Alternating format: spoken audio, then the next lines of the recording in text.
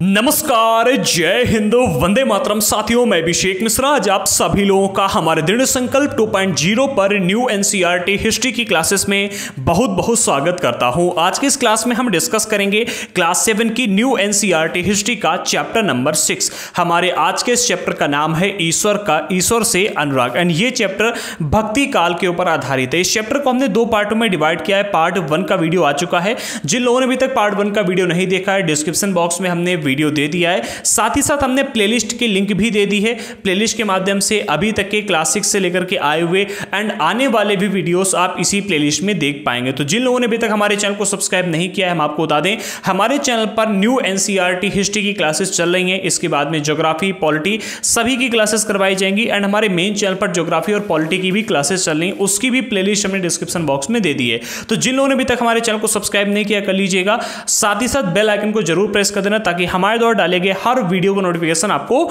मिलता रहे। चलिए, इसी के साथ में हम आगे बढ़ते हैं। तो इस चैप्टर का पार्ट 1 आ चुका है और पार्ट 1 में हमने इस चैप्टर का लगभग 50% पोर्शन कवर कर लिया था। और हाँ, जिन लोगों को हमारे एनसीईआरटी के नोट्स लेने हैं, हमने दो माध्यम उपलब्ध करवाए हैं। एक स्टोर पर आज जाकर के आप नोट्स को परचेस कर सकते हो। इस चैप्टर के नोट्स के या फिर इस क्लास 7 के एनसीईआरटी के नोट्स का पीडीएफ हमने दे दिया है। डिस्क्रिप्शन बॉक्स में लिंक दे दी है, उस पर क्लिक करके डायरेक्टली आप हमारे स्टोर पर चले आएंगे, वहां से नोट्स को परचेस कर सकते हैं, पीडीएफ मिल जाएगा। इसके अलावा हमने हमारा व्हाट्सएप नंबर भी दिया है, व्हाट्सएप पर मैसेज करके भी आप हमसे एनसीईआरटी के नोट्स परचेस कर सकते हो। चलिए, इसी के साथ में आगे बढ़ते हैं और इस चैप्टर को डिस्कस करते हैं। तो इस चैप्टर में जो हमने पार्ट 1 का वीडियो लेकर के आए थे, पार्ट 1 में हमने सबसे पहले परमेश्वर का विचार डिस्कस किया। परमेश्वर का विचार, अगर इसका सारांश आपको बताया जाए तो ऐसे समझ सकते हो कि जब लोग एक साथ आए, ठीक है, व्यापार के माध्यम से, नगरों के विकास के माध्यम से, साम्राज्य के माध्यम से, तो लोग ये विचार करने लगे कि हमारे अच्छे कर्म हो या बुरे कर्म हो, सभी का फल हमें मिलता है, ठीक है। और हमारे इन कर्मों का जो फल है वो हमारे जीवन में जीते जीते मरने के बाद भी पुनर्जन्म के साथ में हमें देखने को मिलता है, ठीक है। और हम इसी प्रकार से पुनर्जीवन के अनंत चक्रों से हमारा जीवन या फिर हम गुजरते रहते हैं, चाहे वो कोई भी जीव हो। जब लोगों ने देखा तो लोगों ने मुक्ति पाने के क्षेत्र में अपना कदम बढ़ाया कि भाई हम इस जीवन से मुक्ति कैसे पा सकते हैं। और इसके लिए वो कुछ लोग बौद्ध और जैन धर्म के जो उपदेशक थे उनकी ओर गए। कुछ लोगों ने परमेश्वर संबंधी विचार को अपनाया, ठीक है, परमेश्वर संबंधी जो विचार था कि हम भगवान की भक्ति करेंगे, ठीक है। कुछ लोगों ने भक्ति मार्ग को अपनाया और विभिन्न प्रकार के अनुष्ठान करना, ठीक है। इसके अलावा और भी कई सारी पद्धतियां थी जिनको अपनाने का कुछ लोगों ने प्रयास किया। इसके बारे में हमने यहाँ पर डिस्कस किया था। इसी को लेकर के हमने देखा कि दक्षिण भारत में भक्ति को लेकर के जो प्रयास किए गए, जो विकास किया गया, वो हमने यहाँ पर डिस्कस किया, जिसमें अलवार और नैनार संत सबसे पहले आते हैं। ये 7वीं से लेकर के 9वीं शताब्दी के बीच में इनका प्रभुत्व हुआ था, ठीक है। ये आंदोलन चला था और इस आंदोलन में जो नैनार थे वो भगवान शिव के संत थे और जो अलवार थे भगवान विष्णु के संत थे। इन्होंने किस प्रकार से अपनी मुक्ति पाने का प्रयास किया वो यहाँ पर हमने समझा। एंड इसके अलावा अलवार और नैनार संत कौन थे, संख्या में कितने थे, इनके कौन कौन से गीत जो ज़्यादा पॉपुलर हुए, जो हुआ वो हमने यहाँ पर डिस्कस किया। इसके बाद में दर्शन और भक्ति, देखो यहाँ पर कई सारे संत हुए दक्षिण भारत में जिन्होंने भक्ति के क्षेत्र में अपने अपने विचार प्रस्तुत किए। जैसे कि शंकराचार्य को अगर आप देखोगे तो ये अद्वैतवाद के समर्थक थे, इनके बारे में हमने डिस्कस किया। रामानुज को देखोगे तो ये विशिष्टता द्वैत के समर्थक थे, इनको भी हमने डिस्कस किया। इसके बाद में वसवन्ना का वीरशैववाद, यहाँ पर वीरशैव आंदोलन की इन्होंने शुरुआत की थी, जिसको भी हमने यहाँ पर डिस्कस किया। इन्होंने कर्नाटक में 12वीं शताब्दी के मध्य में इस आंदोलन की शुरुआत की थी। ये ब्राह्मणवादी विचारधारा के विरुद्ध थे, ठीक है, और इसके विरुद्ध इन्होंने प्रबल तर्क भी अपने प्रस्तुत किए थे। कर्मकांड हो गए, मूर्ति पूजा है, इसके ये विरोधी थे। ये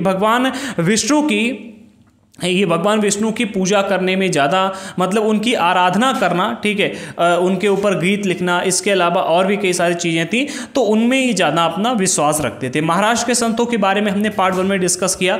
महाराष्ट्र के संत जैसे कि ज्ञानेश्वर हो गए, एकनाथ हो गए, नामदेव हैं, तुकाराम हैं, ये विट्ठल भगवान के ज़्यादा उपासक थे। विट्ठल जो थे ये पहले के स्थानीय देवता थे, लेकिन फिर इनको आगे चल करके विष्णु का एक रूप माना जाने लगा था, ठीक है। इसके बाद में हमने इन्हीं के बारे में और डिटेल में डिस्कस किया। फिर हम आगे बढ़ते हमने नाथपंथी सिद्ध और योगी के बारे में डिस्कस किया, ठीक है। अच्छा, नाथपंथी सिद्ध और योगी जो है ये संसार का परित्याग करने का समर्थन करते हैं। इनका मानना है कि अगर आपको मुक्ति पानी है तो संसार का परित्याग करके योगासन, प्राणायाम, चिंतन मनन कीजिएगा और भगवान के साथ में एक होने का जो ईश्वर हैं आप जिससे भी मानते हैं, ठीक है, निराकार परम सत्य जो हैं उनका चिंतन मनन कीजिएगा और उनके साथ एक होने की अनुभूति जो होती है वही मोक्ष का मार्ग है। आगे बढ़ते हैं, यहाँ हमने सब डिस्कस कर लिया था। हमारा जो पार्ट 2 है वो स्टार्ट होता है इस्लाम और सूफी मत से। ये काफ़ी इंपॉर्टेंट टॉपिक है, यहाँ से हमारा आज पार्ट 2 स्टार्ट होता है। अच्छा, इस्लाम और सूफी इन दोनों में अगर आप फ़र्क देखोगे तो बहुत फ़र्क देखने को मिलता है। सूफी मत जो है इसमें अगर आप देखोगे तो ये शांति इसमें ज़्यादा मिलेगी। वैसे अगर आप इस्लाम को देखोगे तो ये कट्टरता इसमें ज़्यादा देखने को मिलेगी, ठीक है, लेकिन सूफी में आपको कट्टरता नहीं मिलेगी। आइए डिटेल में डिस्कस करते हैं कि आखिरकार सूफी मत और इस्लाम में फ़र्क क्या है। तो सूफियों और संतों में बहुत अधिक समानता है। अगर हम संत को देखते हैं, ठीक है, और सूफी को देखते हैं तो दोनों में हमें बहुत अधिक समानता देखने को मिलती है। क्यों? क्योंकि समानता, पहले समानता देख लेते हैं। समानता थी यहाँ तक कि यह भी माना जाता है कि उन्होंने आपस में कई विचारों का आदान प्रदान भी किया, उसे अपनाया, ठीक है। सूफी मुसलमान रहस्यवादी थे। सूफी लोग धर्म के बाहरी आडंबरों को अस्वीकार करते हुए ईश्वर के प्रति प्रेम और भक्ति तथा मनुष्य के प्रति दया भावना रखने पर बल देते थे। अब समझो इस चीज को क्या कहा जाए। कहने का अर्थ यहां पर है कि इस्लाम में आप सूफियों को देख लीजिएगा एंड इसके अलावा हमारे संत जो होते हैं इनको देखिएगा, तो सूफी और संत इन दोनों में आपको बहुत अधिक समानता देखने को मिलेगी। यहां तक कि इन दोनों ने एक दूसरे के विचारों को अपनाया भी, ठीक है। यहां तक कि मतलब ये दोनों लोग एक दूसरे को मानते थे, ठीक है, और एक दूसरे के विचारों का आदान प्रदान भी किया। जैसे कि मैं आपसे हमेशा कहता हूं कि आपके सामने जितने भी व्यक्ति हैं, आपके घर में जो व्यक्ति आता है, जिस व्यक्ति से मिलते हो, अगर उसके अंदर कोई अच्छा गुण है तो उसे अपना लीजिएगा, उस अच्छे गुण को अपना बना लीजिएगा, ठीक है। उसके अंदर चाहे जितने गुण हों, 50 गुण हों, ठीक है, उनमें से अगर उसके अंदर 50 में से 40 बुरे गुण हैं, ठीक है, 40 बुरे गुण हैं और 10 अच्छे गुण हैं, तो 40 गुणों को हटा करके 10 अच्छे गुणों को अपना लीजिएगा। इससे आपका विकास होगा। इसी तरह से सूफी और जो संत थे, इन दोनों ने एक दूसरे के गुणों को अपनाया, अपने विचारों का आदान प्रदान किया। अब जो सूफी मुसलमान थे ये रहस्यवादी थे, ठीक है। अब रहस्य किस बात का था? तो कुछ लोग कहते थे कि इनके पास में चमत्कारिक शक्तियां भी हैं, इन्होंने अल्लाह की इतनी अधिक आराधना की है कि इनके पास में चमत्कारिक शक्तियां भी आ गई। फिलहाल इनके बारे में हम क्लास 12th में डिटेल में डिस्कस करेंगे, ठीक है, रहस्यवाद के बारे में डिटेल में डिस्कस करेंगे। अभी जो बेसिक बातें दी गई उनको समझते हैं। सूफी लोग धर्म के बाहरी आडंबरों को अस्वीकार करते थे, यानी इस्लाम में जो विभिन्न प्रकार के बाहरी आडंबर थे उनको इन्होंने अस्वीकार कर दिया था। कौन कौन से आडंबर थे ये भी आगे देखेंगे। इसके अलावा इन्होंने ईश्वर के प्रति भक्ति तथा मनुष्य के प्रति दया भावना रखने पर बल दिया था कि भाई सभी मनुष्यों के प्रति हमें दया भावना रखनी है और ईश्वर के प्रति भक्ति रखनी है। जैसे कि अगर आप इस्लाम में देखोगे तो काफिर का बहुत अधिक इस्तेमाल होता है काफिरों के लिए, ठीक है, कि हम काफिरों को मारेंगे, नमाज पढ़ने के बाद में उनको मारना, ठीक है। इसके अलावा और भी कई सारी चीजें हमें देखने को मिलती हैं। सूफियों के साथ में ऐसा नहीं था, सूफियों ने सारे के सारे आडंबरों को अस्वीकार किया था। इसके अलावा इन्होंने यह भी कहा था कि हमें मनुष्य के प्रति दया भावना रखनी होगी। इन्होंने इस्लामिक लोग जो थे उनकी बात नहीं की, मनुष्य के प्रति यहां पर बात की जा रही है। आगे बढ़ते हैं। अगला पॉइंट मिलता है, इस्लाम ने एकेश्वरवाद यानी कि एक अल्लाह के प्रति पूर्ण समर्पण का दृढ़ता से प्रचार किया है। देखो ये बात तो हम सभी को पता है कि इस्लाम को मानने वाले जितने भी लोग हैं वो सभी केवल अल्लाह को ही अपना भगवान मानते हैं, फिर हम कहें कि अल्लाह को ही अपना आराध्य मानते हैं, केवल उन्हीं की आराधना करते हैं, ठीक है। तो इस्लाम में ये एक चीज है कि एकेश्वरवाद का इन्होंने दृढ़ता से प्रचार किया है, ठीक है, अर्थात अल्लाह के प्रति पूर्ण समर्पण यहां पर इनको देखने को मिलता है। 8वीं से लेकर के और 9वीं शताब्दी के बीच में अगर आप देखो तो धार्मिक विद्वानों ने पवित्र कानून जिसे सरिया कहा जाता है, जो इस्लाम के धार्मिक विद्वान थे, इन्होंने पवित्र कानून सरिया और इस्लामिक धर्मशास्त्र, ठीक है, इस सरिया और इस्लामिक धर्मशास्त्र के विभिन्न पहलुओं को विकसित किया, ठीक है। एक तो सरिया की रचना की गई जिसे कहा जाता है इस्लामिक कानून, जहां कहीं भी जो इस्लामिक राष्ट्र होता है वहां पर सरिया का कानून लागू किया जाता है, ठीक है। सरिया का कानून, अगर सरिया के कानून में देखोगे तो बहुत सारी ऐसी चीजें हैं जो आज अगर हम उनको इस्तेमाल करें तो समाज में बहुत अधिक मतलब अराजकता फैल जाएगी, या फिर हम यूं कहें कि समाज में असमानता बहुत आपको देखने को मिलेगी। तो सरिया का कानून वहां पर लागू किया गया था जहां पर जो इस्लामिक राष्ट्र होते हैं, जैसे कि अगर आप देखोगे कुछ राज्य हैं जहां पर आज भी इसको लागू किया जाता है, पूर्ण रूप से नहीं लेकिन इसके कई सारे नियमों को माना जाए। जैसे कि अफगानिस्तान देख लो, वहां पर कई सारे सरिया के नियमों का पालन किया जाता है। आगे बढ़ते, इसके अलावा इस्लामिक धर्मशास्त्र,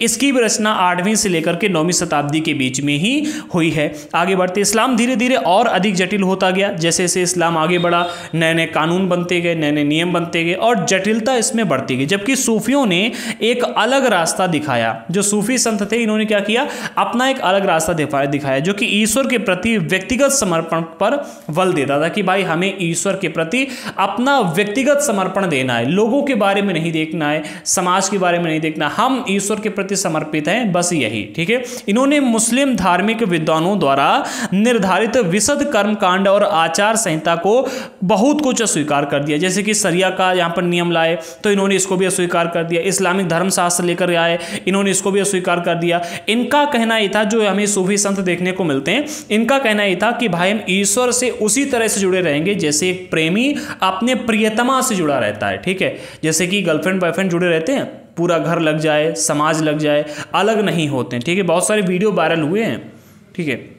उसी तरह से ये भी अपने अल्लाह से, अपने ईश्वर से जुड़ा रहना चाहते थे। ठीक है। कहते हैं कि भाई इन्होंने सभी प्रकार के विशद कर्मकांडों को अस्वीकार कर दिया, आचार संहिता को अस्वीकार कर दिया, सभी प्रकार के आडंबरों को अस्वीकार कर दिया। इन्होंने कहा कि भाई ईश्वर के प्रति हम व्यक्तिगत समर्पण देंगे। ठीक है। इस पर इन्होंने बल दिया।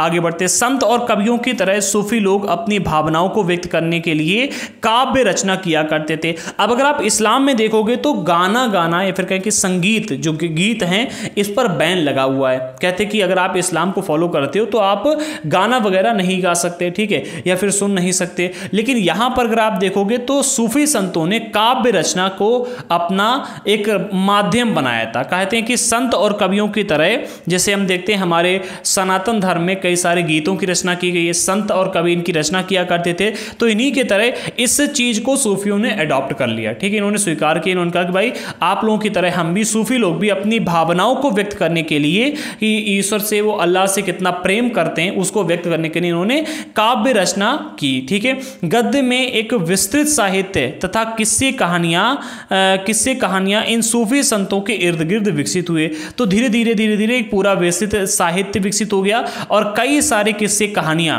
ठीक है, इन सूफी संतों ने इनको रच डाली। ठीक है। नाथपंथी, सिद्ध और योगियों की तरह सूफी भी यही मानते थे कि दुनिया के प्रति अलग नजरिया अपनाने के लिए दिल को सिखाया पढ़ाया जा सकता है। ठीक है।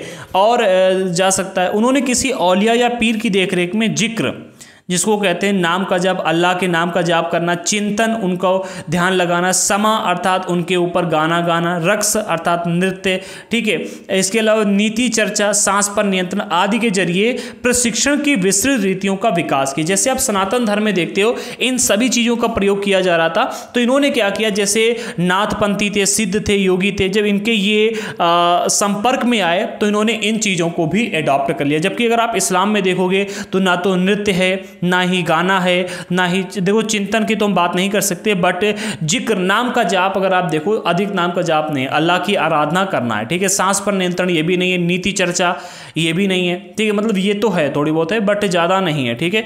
ये चीज़ों को इन्होंने क्या किया, एडॉप्ट किया। कहते हैं कि नाथपंथी, सिद्ध और योगी की तरह, जैसे इनको देखोगे, सूफी भी यही मानते थे कि दुनिया के प्रति अलग नजरिया अपनाने के लिए दिल को सिखाया पढ़ाया जा सकता है, कि हम भाई दुनिया के प्रति अपना एक अलग नजरिया रखेंगे और इसके लिए अपने दिल को सिखा पढ़ा लें कि नहीं ऐसा नहीं, ऐसा है। ठीक है।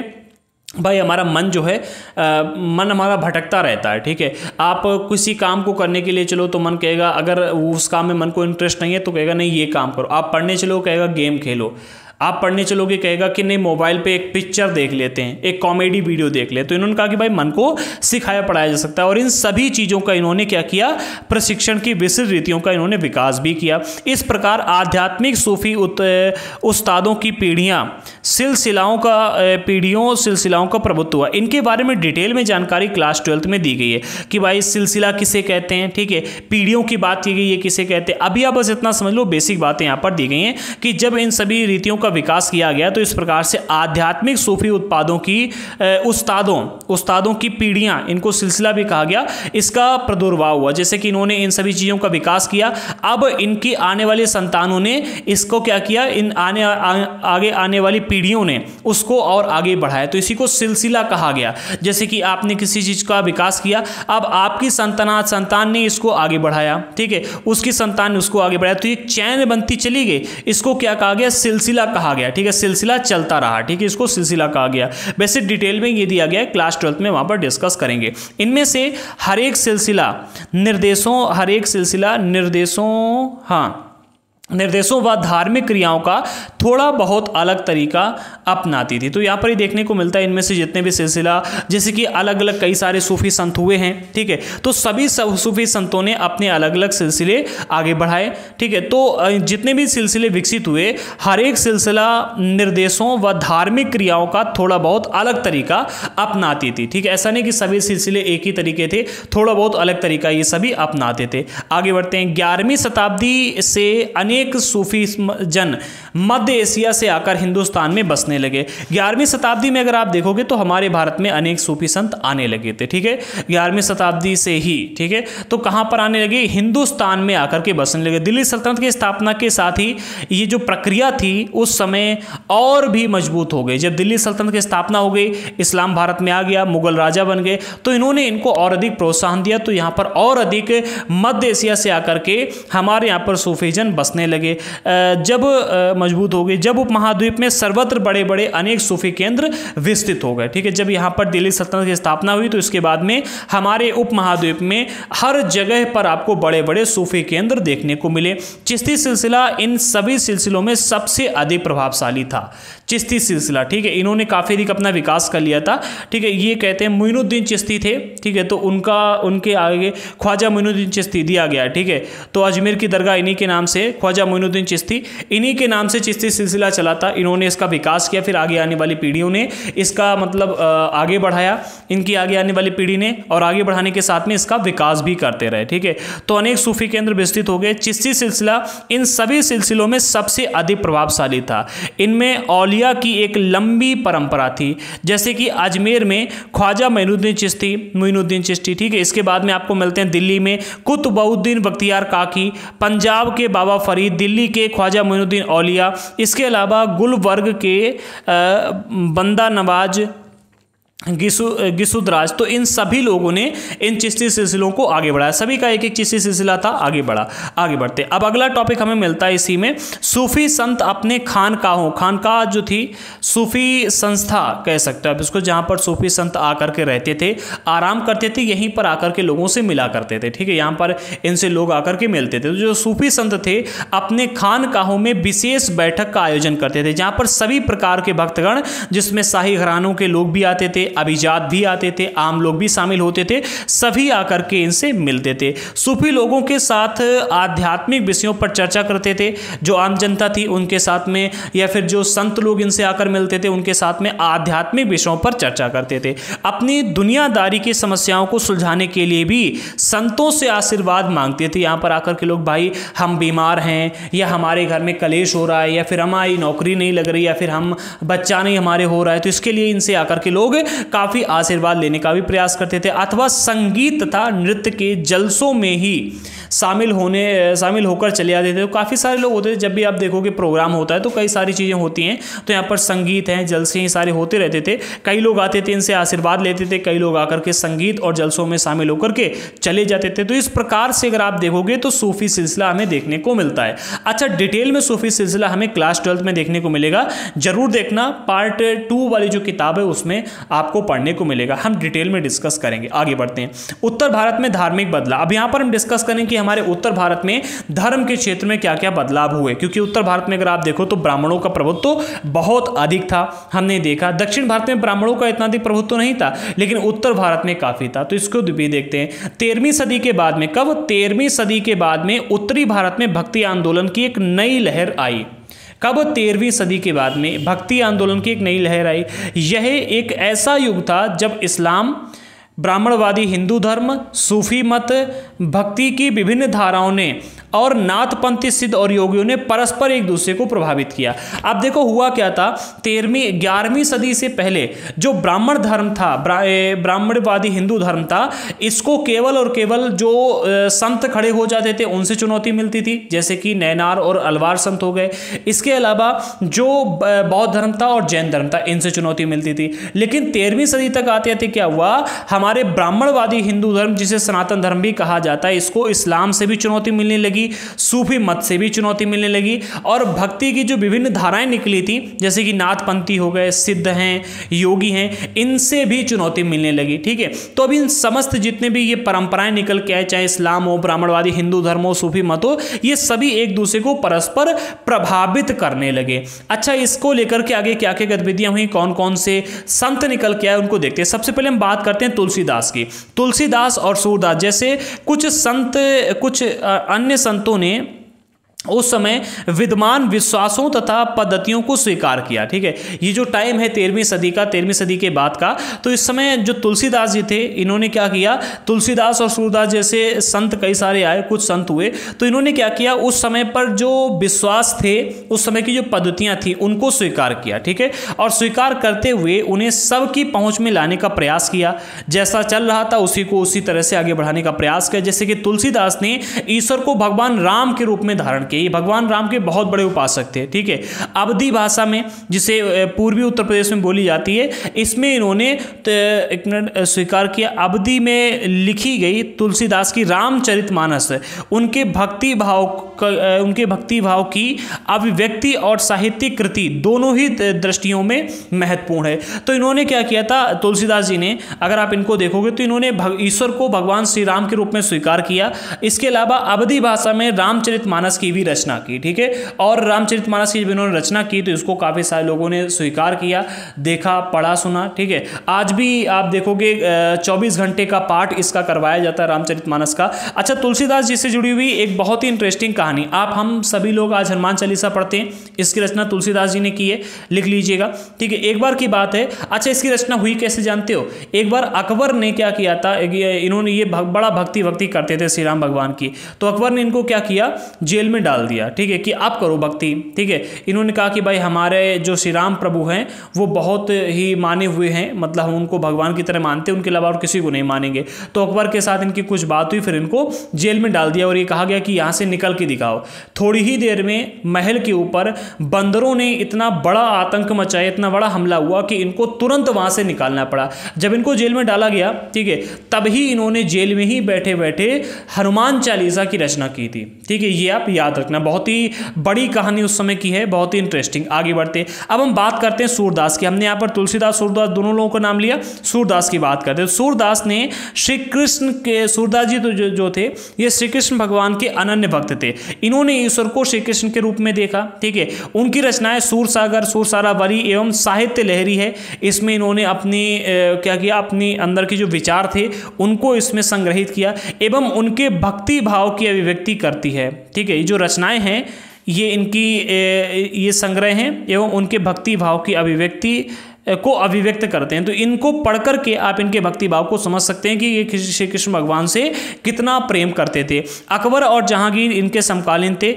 इन्होंने अपने ग्रंथों की रचना ब्रिज भाषा में की थी। ठीक है, ब्रिज भाषा ये कहाँ की भाषा है, हमारे ब्रिज की भाषा है, मथुरा वृंदावन की भाषा है। ठीक है, तो उसी भाषा में इन्होंने इन सारे के सारे ग्रंथों की रचना की थी। सूरसागर हो गया, सूरसारावली हो गया, साहित्य लहरी है इनकी। ठीक है, अब मिलते हैं शंकरदेव। शंकरदेव भी काफ़ी पॉपुलर हुए।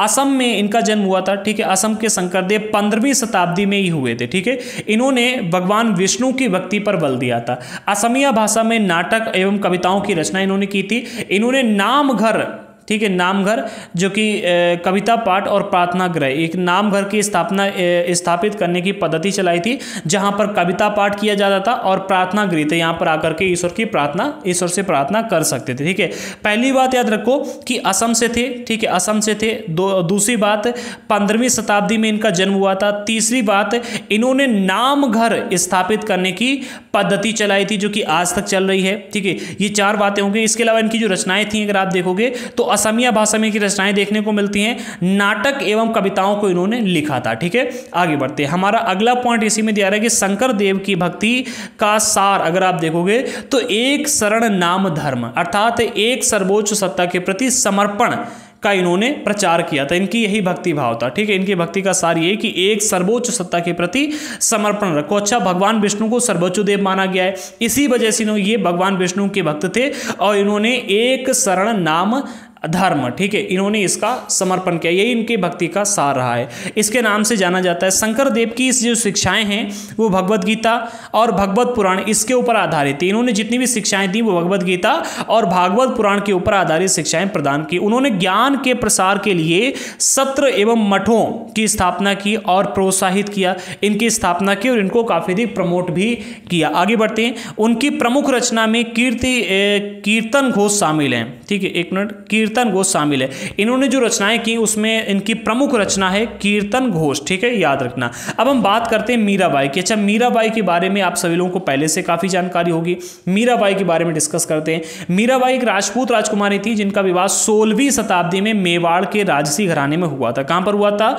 मेवाड़ में, ठीक है, मेवाड़ के राजसी घराने में, हम कह सकते हैं किसी राजा के साथ में इनका या फिर राज परिवार में इनका विवाह हुआ था। मीराबाई रविदास जो कि अस्पृश्य जाति से माने जाते थे, अस्पृश्य अर्थात नीची जाति के माने जाते थे, इनकी अनुयायी थी, अर्थात ये जो रविदास थे आप कह सकते हो कि मीराबाई के गुरु थे, ठीक है। अच्छा, मीराबाई श्री कृष्ण के प्रति समर्पित थीं और उन्होंने अपने गहरे भक्ति भाव को कई भजनों में अभिव्यक्त भी किया है, ठीक है। अगर आप मीरा को देखोगे तो मीरा को श्री कृष्ण का प्रेमी कहा जाता है, ठीक है, ये श्री कृष्ण भगवान से बहुत प्रेम करती थी। इनके गीतों में उच्च जाति की रीतियों नियमों को खुली चुनौती दी है।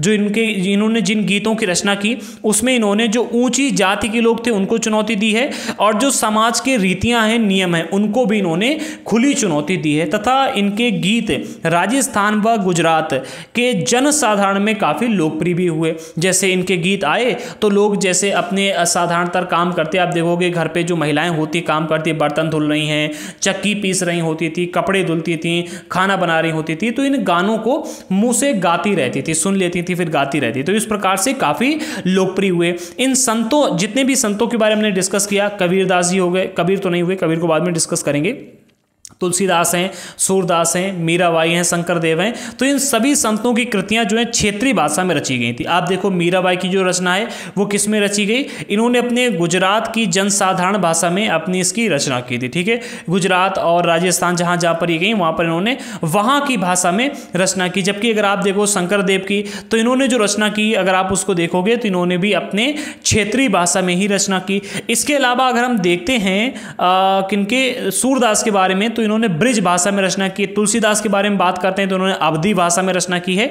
तो इन सभी संत कवियों ने, जिनके बारे में यहाँ पर बताया जा रहा है, इन सभी संतों की जो कृतियां हैं क्षेत्रीय भाषाओं में रची गई। इन्हें आसानी से गाया जा सकता था। अब भाई अगर आपकी भाषा में आपको कोई बात समझाई जाएगी तो आपको समझ में आ जाएगी। अब आप जानते हो हिंदी और आपको बताई जाए उर्दू, आपके एक कान से घुसेगी दूसरे कान से निकल जाएगी, दिमाग में कुछ नहीं रहेगी, ठीक है। इसलिए चूंकि इन्होंने स्थानीय भाषा में अपने गीतों की रचना की, इसलिए इनके गीत जो थे काफी पॉपुलर भी हुए, ठीक है। इसलिए वे बेहद लोकप्रिय हुए, पीढ़ी दर पीढ़ी मौखिक रूप से चलती रहीं। भक्ति संतों का एक महत्वपूर्ण योगदान संगीत के विकास में था। देखो जितने भी भक्ति संत हुए, ठीक है, जिनके बारे में अभी तक हम डिस्कस कर चुके हैं, इनका एक बहुत बड़ा योगदान संगीत के क्षेत्र में रहा है, ठीक है। भले ही इन्होंने केवल भक्ति गीतों की रचना की, लेकिन संगीत का तो इन्होंने विकास किया, संगीत के क्षेत्र में तो इनका विकास रहा है। तो संगीत के क्षेत्र में इनका एक महत्वपूर्ण योगदान था। बंगाल में जयदेव ने संस्कृत में गीत गोविंद की रचना की। ये संस्कृत भाषा का एक रचना थी, ठीक है, जिसमें हर गीत का एक विशेष राग और ताल में रचित है, ठीक है। संगीत पर इन संतों का महत्वपूर्ण प्रभाव भजन, कीर्तन और अभंग का प्रयोग था, ठीक है। जो ये संगीत की रचना की गई थी, इन संगीतों की रचना की गई थी, इसमें इन संतों का एक महत्वपूर्ण प्रभाव रहा है। किस क्षेत्र में रहा है? एक तो भजन का, संगीत की रचना भजन के रूप में की जाती थी कि भाई हम गाना तो है लेकिन भगवान के भजन के रूप में। दूसरा कीर्तन, ठीक है, भगवान का भजन, कीर्तन और अभंग का प्रयोग इन्होंने यहाँ पर किया था। आगे बढ़ते अब कबीरदास जी के बारे में डिस्कस करते हैं। कबीरदास जी भी काफी पॉपुलर रहे थे और ये भी काफी इंपॉर्टेंट है। तो कबीर संभवतः 15वीं से 16वीं शताब्दी में हुए थे, ठीक है, और इनका लालन पालन जो था बनारस में मुसलमान जुलाहा यानी कि बुनकर परिवार में किया गया था। हमें उनके विचारों की जानकारी जो है उनके साखियों और पदों के विशाल संग्रह से देखने को मिलती हैं, ठीक है। अगर आप कबीर जी को देखोगे तो पहला पॉइंट, 15वीं से 16वीं शताब्दी के बीच में इनका जन्म हुआ था। दूसरा पॉइंट क्या है, इनका जन्म कहाँ पर हुआ था? अगर ये प्रश्न आता है तो याद रखना बनारस। कहाँ पर इनका जो लालन पालन हुआ था वो बनारस के मुसलमान जुलाहा यानी कि बुनकर परिवार में इनका लालन पालन हुआ था। ठीक है, इनके विचार जो हैं हमें किस में देखने को मिलते हैं? तो साखियों में और पदों के विशाल संग्रह में इनके विचार में देखने को मिलते हैं, जिसके बारे में कहा जाता है कि इनकी रचना तो कबीर ने की थी, परंतु जो घुमंतु भजन गायक थे उनके द्वारा ये गाए जाते थे।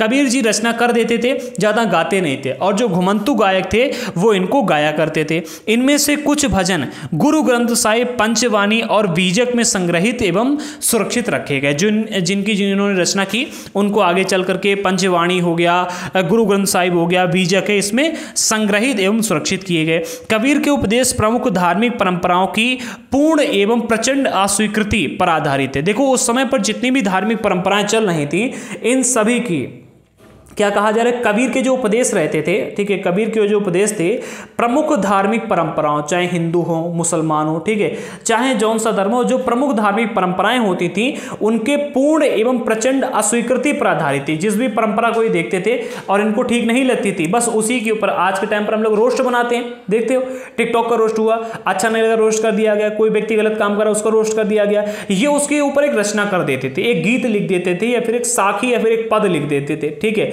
तो इनकी जितनी भी साखी और पद थे, इनकी जितनी भी रचनाएं हैं वो प्रमुख, ठीक है, धार्मिक परंपराओं की पूर्ण एवं प्रचंड अस्वीकृति पर आधारित थे। ठीक है, इनके उपदेशों में ब्राह्मणवादी हिंदू धर्म और इस्लाम दोनों के बाह्य आडंबर पूर्ण पूजा की सभी रूपों के मजाक उड़ाया गया। इन्होंने देखो पहले क्या किया, इन्होंने सनातन धर्म का भी मजाक उड़ाया। ठीक है, जैसे कि इन्होंने कहा कि अगर पत्थर पूजने से भगवान मिलते हैं तो हम पहाड़ को पूजेंगे। ठीक है, फिर इन्होंने क्या किया, इन्होंने जब ये बोला तो मुसलमान लोगों को बड़ा खुश हुआ। तब तक इन्होंने क्या किया, मुसलमानों को भी रेल दिया। ठीक है, कैसे रेला, इन्होंने कहा कि भाई अगर इतनी तेज चिल्लाने से अल्लाह मिल जाते हैं तो चींटी को तो कभी नहीं मिलने वाले। इसी से रिलेटेड इन्होंने कोई पद रखा था, साखी शायद कोई रचना की थी, मुझे वो याद नहीं है। फिलहाल इनका भी इन्होंने गहराई से मजाक उड़ाया था। ठीक है, आगे बढ़ते हैं। उनके काव्य की बोली जो थी, काव्य की भाषा जो थी बोलचाल की हिंदी थी, जो कि आम लोगों द्वारा आसानी से समझी जा सकती थी। याद रखना कबीर जी काफ़ी पॉपुलर हुए हैं और कबीर जी के ऊपर हर बार प्रश्न आता ही आता है। कभी कभी उन्होंने रहस्यवादी भाषा का भी प्रयोग किया जिसे समझना बहुत ही कठिन होता था, लेकिन आमतौर पर जो विद्वान थे वो समझने का प्रयास करते थे। कबीर निराकार परमेश्वर में विश्वास रखते थे। उन्होंने ये उपदेश दिया कि भक्ति के माध्यम से मोक्ष प्राप्त हो सकता है। हिंदू और मुसलमान दोनों ही इनके अनुयायी थे। ऐसा नहीं कि इन्होंने सनातन धर्म को अपना लिया या हिंदू धर्म को छोड़ करके और चले गए इस्लाम धर्म को अपना लिया, ऐसा नहीं। हिंदू मुसलमान दोनों इनके समर्थक थे, क्योंकि इन्होंने सनातन धर्म को भी कस के रेला था और इस्लाम को भी इन्होंने कस के रेल दिया था। ठीक है, आगे बढ़ते हैं। अगला पॉइंट, अब हमको मिलते हैं बाबा गुरु नानक। इनके बारे में डिटेल में डिस्कस करेंगे, उनके बारे में चैप्टर में दिया भी काफी कुछ गया है। तो देखते हैं, सबसे पहले इनके जन्म के बारे में देखते हैं। तो बाबा गुरु नानक का जन्म हुआ था 1469 में और इनकी मृत्यु हुई थी 1539 में। ठीक है, 1469 से 1539 के बीच में इनका जीवन काल रहा है। ठीक है, कहाँ पर जन्म हुआ? तो तलवंडी, जो कि आज पाकिस्तान में है। ठीक है, पाकिस्तान के ननकाना साहब में काफ़ी सारे लोग आज के टाइम पर वहाँ पर घूमने के लिए जाते हैं। ठीक है, दर्शन करने के लिए, अपनी तीर्थ यात्रा करने के लिए जाते हैं। बाबा गुरु नानक ने करतारपुर, जो कि रावी नदी के तट पर स्थित है, यहाँ पर डेरा बाबा नामक, ठीक है, रावी नदी के तट पर डेरा बाबा नामक स्थान है करतारपुर में। ठीक है, यहाँ पर एक केंद्र स्थापित किया था और केंद्र स्थापित करने से पहले कई सारी यात्राएं की थी। देखो इनका जब जन्म हुआ तो जन्म के बाद में इन्होंने कई सारी, पहले बड़े हुए, बड़े होने के बाद में कई सारी यात्राएं की, कई सारे विद्वानों से मिले और मिलने के बाद में करतारपुर में अपना एक केंद्र स्थापित किया, जो कहाँ पर है?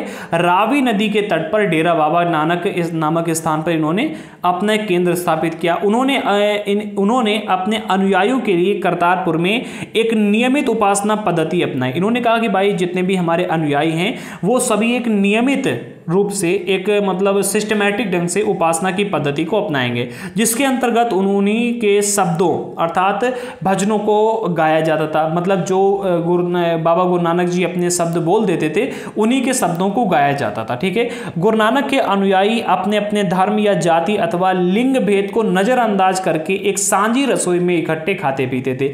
ये एक बड़ी बात है जो कि यहाँ पर रखी गई। अगर आप देखोगे बाबा गुरु नानक ने जो उपदेश दिए थे उसके अनुसार इन्होंने कहा था कि भाई जाति, धर्म, लिंग भेद, इन सभी को नजरअंदाज करके आगे बढ़ना होगा। ठीक है, तो बाबा गुरु नानक के जितने भी अनुयायी थे वो अपने अपने धर्म, जाति और लिंग भेद, इन तीनों ही चीजों को नजरअंदाज करके सांझी रसोई अर्थात एक ही रसोई में बैठ करके, ठीक, इकट्ठे होकर के खाना पीना खाते थे, जिसे लंगर कहा जाता था। ठीक, इसी को लंगर कहा जाता है। और आज भी आप देखते हो गुरुद्वारे में लंगर चलते रहते हैं। ठीक है, और लंगर में जो भी जाता है उससे उसका बिना धर्म पूछे खाना खिलाया जाता है। गुरु नानक ने उपासना एवं धार्मिक कार्यों के लिए जो जगह नियुक्त की थी उसे धर्मशाला कहा जाता था। आज जिसे हम लोग गुरुद्वारा कहते हैं। अच्छा, हिंदुओं का और सिखों का हमेशा से बहुत ही अच्छा बॉन्ड रहा है। ठीक है, इस्लाम का इनके साथ में अच्छा बॉन्ड अधिक नहीं रहा है, क्योंकि अगर आप देखोगे तो आगे चल करके जो मुसलमान शासक हुए उन्होंने इसका सिख धर्म का काफी विरोध किया। लेकिन ऐसा कभी भी नहीं हुआ जब सनातन धर्म से या फिर संत कवियों के द्वारा इनका विरोध किया गया हो, बल्कि अगर आप देखोगे तो बहुत अच्छा बॉन्ड रहा है। अभी जब पंजाब में अगर आप देखोगे कांग्रेस की सरकार नहीं बन रही थी, तब इन्होंने वहां पर एक एजेंडा चलाया और उस एजेंडे के तहत इन्होंने वहां पर हिंदुओं और सिखों के बीच में लड़ाई करवाई थी। उसी लड़ाई के बीच में ये खालिस्तान की जो मांग उठ रही ना, उसी लड़ाई के पीछे का रीजन है। कांग्रेस की वहां पर सरकार बन नहीं रही थी। अब कांग्रेस की सरकार नहीं बन रही थी तो उन्होंने वहां पर धर्म का एजेंडा लेकर के आए। कई सारे लोगों को ये काम दिया गया कि आपको बस हिंदू धर्म और सिख धर्म के बीच में लड़ाइयां क्रिएट करनी, क्योंकि वहां पर इनकी सरकार नहीं आ रही थी। इसके पीछे के जो रीजंस हैं वो बहुत बड़े बड़े हैं और काफी सारी पॉलिटिक्स हुई थी, तो वो चीज हमें देखने को मिलती है। ठीक है, फिलहाल इन्होंने अगर आप देखो तो गुरु नानक के अनुसार अगर आप देखोगे तो इन्होंने सभी धर्मों को सम्मान दिया था। ठीक है, सभी धर्म के लोग इनके अनुयायी थे। आगे बढ़ते हैं। 1539 में, कब 1539 में जब इनकी मृत्यु हुई तो अपनी मृत्यु से पूर्व बाबा गुरु नानक ने एक अनुयायी को अपना उत्तराधिकारी चुना था। कौन अनुयायी था इनका? तो इनके अनुयायी का नाम था लहड़ा। क्या नाम था? लहड़ा। ठीक है, लहड़ा। ठीक है, लहड़ा इनका नाम था। लेकिन गुरु अंगद के नाम से जाने गए थे। ठीक है, आगे चलकर के गुरु अंगद के नाम से जाने गए। ये इनके उत्तराधिकारी बने थे। याद रखना, लहड़ा कहा जाए या फिर गुरु अंगद कहा जाए, एक ही व्यक्ति हैं, याद रखना। गुरु अंगद नाम का महत्व ये था कि गुरु अंगद बाबा गुरु नानक के ही अंग माने गए। जो इनको नाम दिया गया गुरु अंगद, तो इसके पीछे का जो अर्थ निकाला गया वो ये था कि इनको बाबा गुरु नानक का अंग माना गया, क्योंकि ये उनके साथ रहते थे, उनकी सेवा करते थे। गुरु अंगद ने गुरु नानक की रचनाओं का संग्रह किया और उस संग्रह में अपनी कृतियों को जोड़ा। उसे एक नई लिपि, जिसे गुरुमुखी कहा गया, तो उसे एक नई लिपि गुरुमुखी में लिखा गया। ठीक है, तो यहां पर याद रखना, जो गुरु अंगद थे इन्होंने बाबा गुरु नानक की जो रचनाएं थी उनका संग्रह किया था। ठीक है, प्रश्न आता है कि बाबा गुरु नानक की रचनाओं का संग्रह किसने किया? तो गुरु अंगद ने बाबा गुरु नानक की रचनाओं का संग्रह किया। ठीक है, इसके बाद में अगर पूछा जाए कि इनका संग्रह जो किया गया, ठीक है, उसे किस लिपि में लिखा गया? ठीक है, तो कहा जा रहा है कि उस संग्रह को अपनी कृतियों, उस संग्रह में अपनी कृतियां जोड़ उसे नई लिपि गुरुमुखी में, ठीक है, गुरुमुखी में इसे लिखा गया। याद रखना, गुरुमुखी। ठीक है, गुरु अंगद के 3 उत्तराधिकारी हुए थे। ठीक है, गुरु अंगद के 3 उत्तराधिकारियों ने अपनी रचना नानक नाम से लिखी। सबसे पहले तो यहाँ पर गुरुमुखी लिखा गया, गुरुमुखी के बाद में नानक नाम से गुरु अंगद के 3 उत्तराधिकारियों ने अपनी अपनी रचनाएं लिखी। इन सभी का संग्रह गुरु अर्जन ने 1604 में किया था। ठीक है, गुरु अर्जन ने, जैसे कि गुरुमुखी हो गया, गुरुमुखी के बाद में नानक हो गया, इन सभी का संग्रह गुरु अर्जन ने 1604 में किया। इस संग्रह में शेख फरीद, संत करीब, भक्त नामदेव और गुरु तेग बहादुर जैसे सूफी संतों और गुरुओं की वाणी भी जोड़ी गई थी। यहाँ पर एक छोटी सी मिस्टेक है जिसे हम सुधार दे रहे हैं, अब हम बाद में बुक में करेक्शन कर देंगे, बट अभी आप देख लो। यहाँ पर जैसे कहा जा रहा है कि इन्होंने इन सभी का संग्रह गुरु अर्जन ने 1604 में किया, और इसके साथ में जो इस संग्रह में शेख फरीद, संत यहाँ पर कबीर होगा। ठीक है, कबीर होगा, करीब नहीं होगा, कबीर हैं ये। ठीक है, कबीर जो थे, कबीर दास की भी कई सारी रचनाओं को इसमें शामिल किया गया। तो संत कबीर, इसके अलावा भक्त नामदेव और गुरु तेग बहादुर जैसे सूफी संतों के और गुरुओं की वाणी को भी इसमें शामिल किया है। किसमें? जो इन्होंने संग्रह, गुरु अर्जन ने जो संग्रह किया उसमें जोड़ा गया। ठीक है, इस बृहद संग्रह को गुरु तेग बहादुर के पुत्र व उत्तराधिकारी गुरु गोविंद सिंह ने 1706 में प्रमाणित किया, और आज इस संग्रह को पवित्र गुरु ग्रंथ साहिब नाम से जाना जाता है। इसमें इसमें किन किन चीज़ों का संग्रह, तो सबसे पहले गुरुमुखी। अच्छा, गुरुमुखी में किस किस का संग्रह, तो बाबा गुरु नानक की जो रचनाएं थी उनका, और गुरु अंगद के द्वारा जो वाणी दी गई इनकी जो कृतियां थी उनका संग्रह। इसके बाद में गुरु अंगद जो थे इनके 3 उत्तराधिकारी होते हैं और इन तीनों उत्तराधिकारियों ने अपनी अपनी रचनाओं का संग्रह नानक नाम से किया। ठीक है, तो गुरुमुखी प्लस नानक। और नानक के बाद में जैसे कि आपके शेख फरीद हो गए, संत कबीर हो गए, भक्त नामदेव हो गए और गुरु तेग बहादुर। ऐसे संतों और गुरुओं की वाणी को भी, साथ में सूफियों की वाणी को भी जोड़ करके आपकी गुरुमुखी हो गई, नानक हो गए, और इन संतों की वाणी को जोड़ करके एक रचना की गई जिसे नाम दिया गया गुरु ग्रंथ साहिब, और इसे प्रमाणित किया कि उन्होंने गुरु गोविंद सिंह ने 1706 में इसको प्रमाणित किया। ठीक है, आगे बढ़ते 16वीं शताब्दी में बाबा गुरु नानक के उत्तराधिकारियों ने के नेतृत्व में अपने अनुयायियों की संख्या का विस्तार हुआ। ठीक है, उनके हाँ, तो 16वीं शताब्दी तक आते आते बाबा गुरु नानक के जो उत्तराधिकारी थे इनके नेतृत्व में उनके अनुयायी जो थे वो धीरे धीरे बढ़ने लगे, इनका धर्म बढ़ने लगा, काफ़ी सारे लोगों ने सिख धर्म को अपनाया। ये अनुयायी कई जातियों के थे, परंतु इनमें व्यापारी, कृषक, शिल्पकार ज़्यादा थे। कई सारे जातियों के अनुयायी इनके साथ में मिले थे, लेकिन जो कृषक यानी किसान थे, जो शिल्पकार थे जैसे कि कुम्हार हो गया, बढ़ई है, मिस्त्री हैं, ये लोग, इसके अलावा व्यापार करने वाले लोग इसमें ज़्यादा शामिल हुए। इसकी वजह यह हो सकती है कि बाबा गुरु नानक इस बात पर बल दिया था इन्होंने कि उनके अनुयायी गृहस्थ हों। ठीक है, यानी कि ऐसा नहीं कि भाई सन्यास लेना पड़ेगा आपको, जो भी हमें मतलब अपनाए, जो भी हमारी बात को माने, आगे चले, वो गृहस्थ हो। ठीक है, और उपयोगी व उत्पादक पेशों से जुड़े। ठीक है, अच्छा, इन्होंने जब ये कहा कि उपयोगी व उत्पादक पेशों से जुड़े, तो जितने भी लोग इन पेशों से जुड़े हुए थे उनको सपोर्ट मिला और उन्होंने इनकी ओर बढ़ना सोचा। ठीक है, जैसे कि अगर आप देखोगे तो कृषक है, ये भी उत्पाद से जुड़े हुए हैं, शिल्पकार ये भी उत्पाद से जुड़े हुए हैं, व्यापारी इन दोनों लोगों से जुड़े हुए हैं, तो ये लोग इनके तरफ बढ़े और इनका इन्होंने अनुसरण किया। ठीक है, अनुयायी से ये आशा की जाती थी कि वे नए समुदाय के सामान्य कोष में योगदान भी देंगे। ठीक है, सामान्य कोष जो होगा उसमें योगदान भी देना है। 17वीं शताब्दी के प्रारंभ में केंद्रीय गुरुद्वारा हरमंदिर साहिब, जिसे स्वर्ण मंदिर कहा गया, इसके आसपास रामदासपुर शहर, जिसे अमृतसर के नाम से जाना जाता है, इससे विकसित होने लगा। ठीक है, अमृतसर शहर विकसित होने लगा। यहाँ पर अधिकतर संख्या में इन गुरु को मानने वाले लोग जो हैं बसने लगे आकर के। प्रशासन में यह वसुता स्वायत्त था। एक मिनट, प्रशासन में ये वसुता स्वायत्त था। हाँ, मतलब स्वायत्त सत्ता का ये अनुसरण करते थे। आधुनिक इतिहासकार इस युग के सिख समुदाय को राज्य के अंतर्गत राज्य मानते थे, अर्थात राज्य के अंदर भी, ठीक है, एक राज्य चल रहा है जो कि सिख समुदायों का है, इस तरह से मानते थे। मुसलमान सम्राट जहांगीर जो हैं इस समुदाय को संभावित खतरा मानता था। ठीक है, जहांगीर जो था इस सिख समुदाय को एक खतरे के रूप में देखता था, इसलिए उसने क्या किया, 1606 में गुरु अर्जन देव को मृत्युदंड देने का आदेश दे दिया। ठीक है, तो इनका क्या है कि 17वीं शताब्दी में सिख आंदोलन का राजनीतिकरण हुआ। हाँ, तो यहां पर देखते हैं, थोड़ा सा डिटेल में समझते हैं। देखो, कहा जा रहा है कि 17वीं शताब्दी के प्रारंभ में किसकी, अमृतसर विकसित होने लगा। कहां पर, हरमंदिर साहब, जहां पर स्वर्ण मंदिर है, इसके आसपास रामदासपुर शहर में, ठीक है, अमृतसर विकसित होने लगा। इसके आसपास आकर के लोग बसने लगे। प्रशासन में अगर आप देखोगे तो ये वसुता स्वायत्त थे, यानी कि अपनी स्वयं का प्रशासन चलाते थे। जब ये स्वयं का प्रशासन चलाते थे, तो उस समय के जो आधुनिक इतिहासकार थे, आज के भी इतिहासकार, ये इस युग के सिख समुदाय को राज्य के अंतर्गत राज्य भी अपना स्वायत्त सत्ता चलाते थे, तो राज्य के अंदर राज्य मानने लगे। अब जो मुगल सम्राट जहांगीर थे, जहांगीर ने देखा कि भाई ये तो अपने आप विकसित हो रहे हैं, स्वायत्त सत्ता चला रहे हैं, तो इन्होंने क्या किया, जहांगीर ने खतरा माना कि भाई आगे चल करके ये हमारे साम्राज्य को खत्म कर सकते हैं। तो इन्होंने क्या किया, 1606 में, ठीक है, 1606 में क्या किया, गुरु अर्जन देव को मृत्युदंड देने का आदेश दे दिया।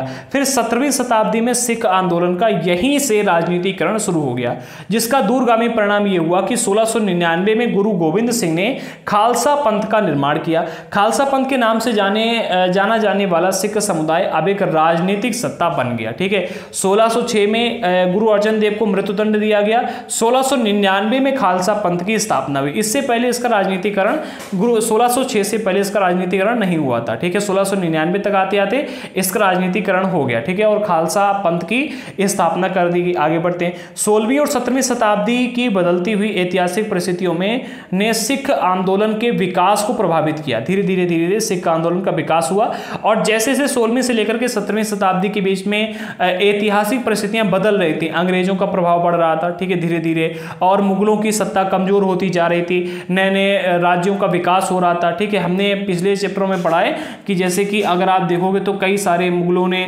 बाहर जाकर के अपनी स्वयं की सत्ता खड़ी कर दी, अपना राज्य विकसित कर लिया। तो जब ये ऐतिहासिक परिवर्तन आ रहा था, उसी समय पर सिख आंदोलन का भी विकास होने लगा। शुरू से बाबा गुरु नानक के विचारों का सिख आंदोलन पर गहरा प्रभाव पड़ा। जैसे कि बाबा गुरु नानक ने कहा कि आपको क्रिएटिव क्षेत्र में काम करना है, ठीक है, उत्पादन क्षेत्र में काम करना है। तो ये लोग अपने मेहनत करके उत्पादक क्षेत्रों में कार्य करते थे।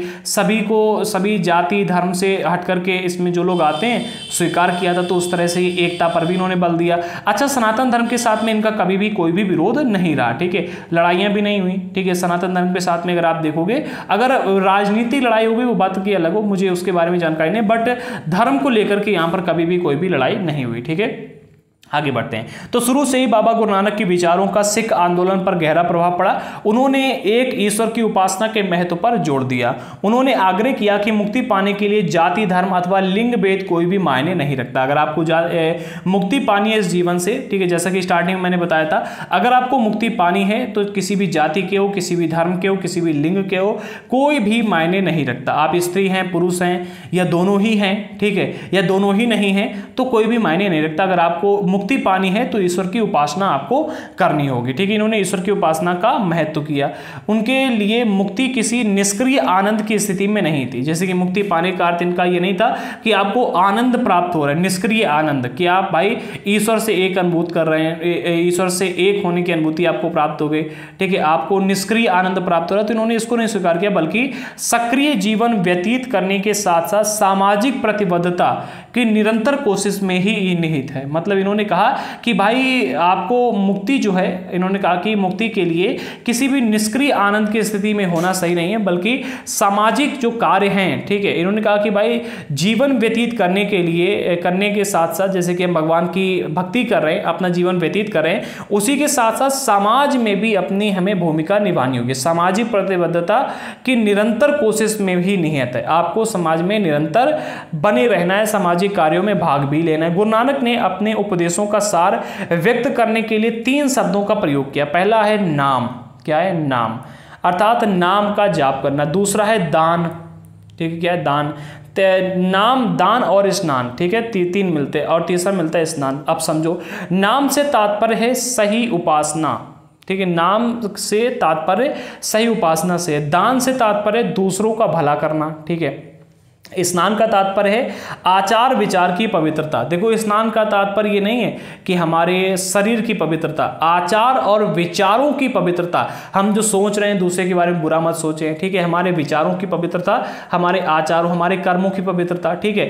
दान की जो बात की गई, अर्थात दूसरों का भला करना, पैसा डोनेट करना नहीं, दूसरों का भला करो, इसे दान, ठीक है। और नाम, अर्थात नाम से जो तात्पर्य निकला वो ये कि सही उपासना से, भगवान की सही उपासना करो, नाम जाप करो, ठीक है। आज ही उनके उपदेशों को नाम जपना, कीर्त करना अर्थात दान करना, और वंड छापना के रूप में याद किया जाता है। ये अवधारणाएं भी उचित विश्वास और उपासना, ये अवधारणाएं भी उचित विश्वास और उपासना, ईमानदारी पूर्वक निर्वाह, संसाधनों को मिल बांटकर प्रयोग करना, यानी दूसरों की मदद के महत्व को रेखांकित करती है।